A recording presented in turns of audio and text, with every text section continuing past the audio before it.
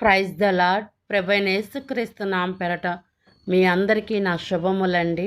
ఈరోజు బైబిల్ ధ్యానములో మనం నేర్చుకోబోతుంది ఏమిటంటే, భూమిని ఈ సమస్తమును దేవుడు ఎన్ని రోజుల్లో సృష్టించబడ్డాడో మనం ఆదికాండం 1వ అధ్యాయంలో ఇవన్నీ కూడా మనం చూడగలం అన్నమాట.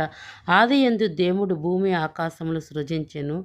భూమి నిరాకారముగాను శూన్యముగాను ఉండెను. అతను వెలుగు కమ్మనగా వెలుగు కలిగిద్ది, చీకటి కలగమనగా చీకటి, సముద్రములు కలగమనగా సముద్రములు. అవన్నీ కూడా దేవుడు సపరేట్ కూడా మొత్తము చేసుకుంటూ వస్తున్నట్లు కూడా మనము చూస్తాం. దేవుడు ఆరిన నేలను భూమి అని పేరు పెట్టాను. జలరాశులకు ఆయన సముద్రం అని పేరు పెట్టాను. అది మంచిదని దేవుడు చూశాను. దేవుడు గడ్డి విత్తనములు ఇచ్చు చెట్లను భూమి మీద తమ తమ జాతి ప్రకారము తమలో విత్తనములు గల ఫలమిచ్చు సమస్తమును కూడా దేవుడు సృష్టించినట్లు మనం ఇక్కడ చూస్తూ ఉన్నాం.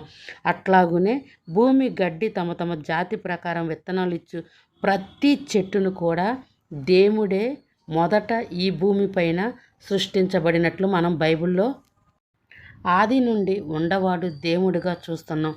6 రోజుల్లో ఈ యొక్క సమస్తమును సృష్టించి 6వ రోజున మానవుడిని కూడా చేసినట్లు, తన పని మొత్తము కూడా దేవుడు పూర్తి చేసినట్లు ఈ అధ్యాయంలో మనం చూడగలుగుతున్నాం. బైబిల్ ఎంత నిజమో, ఈ దేవుడే నిజమైన వాడు అని కూడా మనం ఈ అధ్యాయంలో చూడగలుగుతున్నాం. మనకంటే ముందుగా దేవదూతలను కూడా దేవుడు సృష్టించి ఉన్నాడు. అర్థమైందా పిల్లలు? ఈ రోజుల సృష్టికర్త ఎవరో కూడా చాలామందికి అర్థం కావటం లేదు. మనమైతే మన ఆత్మీయ నేత్రాలు తెరియునుగాక.